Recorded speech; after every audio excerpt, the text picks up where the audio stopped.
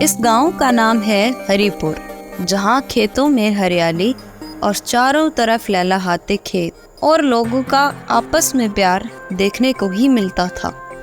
मंदिरों में बजते घंटे और घड़ियाल की आवाज सुबह शाम मानो जैसे किसी तीर्थ स्थान की याद दिलाती हो। लेकिन कहते हैं ना कि एक मछली पूरे तालाब को गंदा कर देती है। ठीक वैसे ही है हरिपुर गांव के सेठ जी, सेठ भगवान दास। इनका नाम तो है भगवान दास, लेकिन भगवान में इनका थोड़ा विश्वास भी नहीं था। वो इतना धनवान था कि बड़ी ही आसानी से पूरे गांव की मदद कर सकता था। लेकिन नहीं, हरिपुर पर राज करने के लिए सेठ भगवान दास केवल अपनी मनमानी करता था।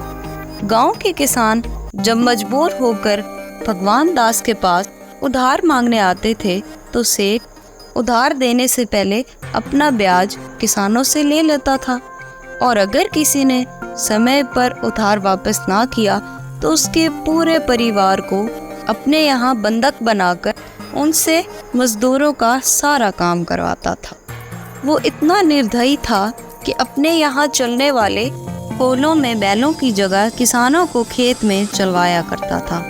उसके इस आतंक से सभी गांव वाले परेशान थे, लेकिन करें भी तो क्या करें और जाएं भी तो कहां। उनका अंतिम सहारा भी तो सेठ भगवान दास ही था। इसी गांव में रघु और रामरती नामी पति पत्नी रहते थे। बीते कुछ दिनों से दोनों बहुत परेशान थे। इस तरह हाथों पर हाथ रखकर बैठने से क्या होगा जी? कुछ उपाय करो। घर में खाने को एक ठेला भी नहीं है और खेतों में बुआई का समय भी निकला जा रहा है। इस तरह से तो हम भूखे ही मर जाएंगे। क्या करें, कुछ समझ ही नहीं आ रहा है। अब तो बस एक ही सहारा बचा है, सेठ भगवान दास।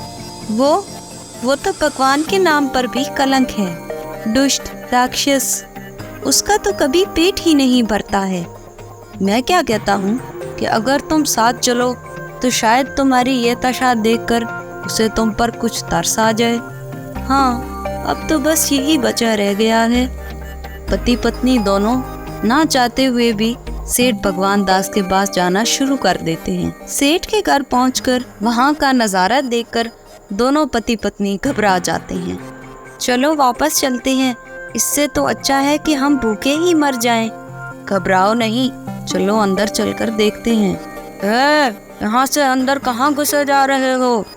वो हमें सेठ जी से मिलना है। हम इसी गांव से हैं। ठीक है, चलो मेरे साथ। नौकर उनको लेकर सेठ जी के पास जाता है। सेठ जी, ये दोनों आपसे मिलना चाहते हैं, इसलिए मैं इन्हें यहाँ ले आया। बताओ क्या चाहते हो? भगवान दास इस वक्त तुम्हारे सामने है।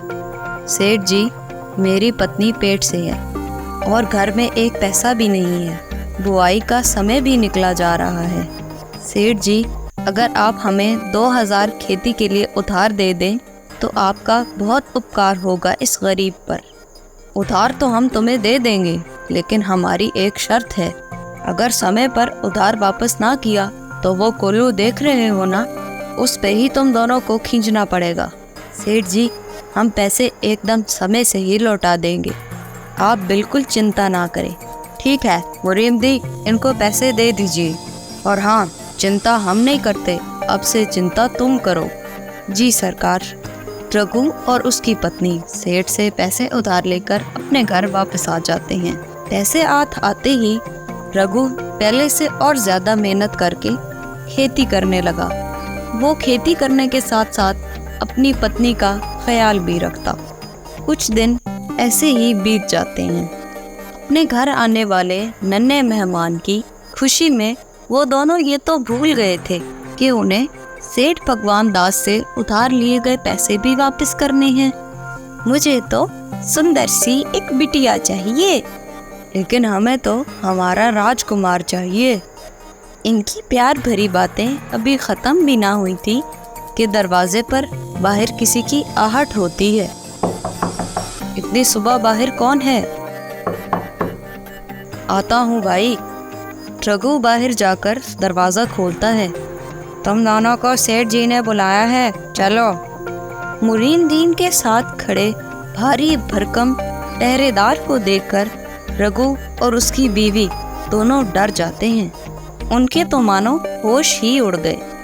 हुजूर, चलिए हम अभी आते हैं। तुम दोनों अभी चुपचाप मेरे साथ चलो, नहीं तो। नहीं, अभी आपके साथ चलते हैं। रघु और उसकी पत्नी को सेठ भगवान दास के सामने लाया जाता है। रघु, तुमने अभी तक समय बीत जाने पर भी हमारा पैसा वापस नहीं किया।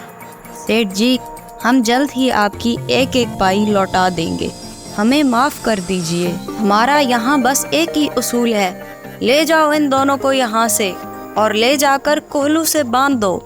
नहीं, सेठ जी, हम पर दया करें। सेठ जी, कम से कम मुझे ना सही, मेरी पत्नी को तो छोड़ दें, वो माँ बनने वाली है।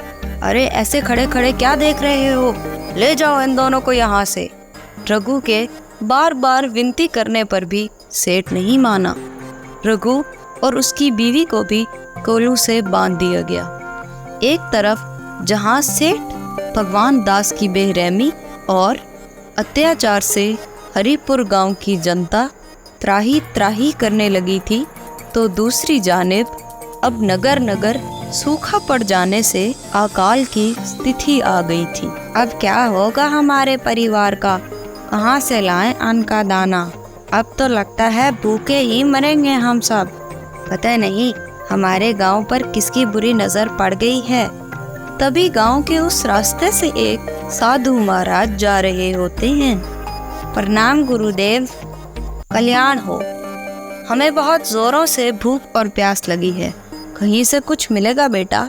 क्षमा करें महाराज, हमारे गांव में अकाल पड़ गया है, सब लोग भूखे मर रहे हैं। तो क्या हमें कहीं कुछ नहीं मिलेगा? बस एक ही जगह है, सेठ भगवान दास, लेकिन वो बहुत बुरा आदमी है, आप वहाँ ना जाएं। हम तो फकीर हैं बेटा, हमारे लिए तो सब एक सम्मान है, तुम्हारा कल्याण हो। उधर सेठ भगवान दास रघु और उसकी बीवी को कोलू खींचता देखकर बहुत खुश हो रहा था। सरकार, पूरे गांव में सूखा पड़ गया है, सारे लोग त्राही त्राही कर रहे हैं, ये तो बहुत ही अच्छी बात है हमारे लिए। अब सब लोग हमारे ही कब्जे में होंगे। तभी एक लंबे चौड़े पहरेदार के साथ साधु महाराज वहां आते हैं। तुम्हारा कल्याण हो बेटा, इस भूखे ब्राह्मण को कुछ खाने को मिल सकता है क्या?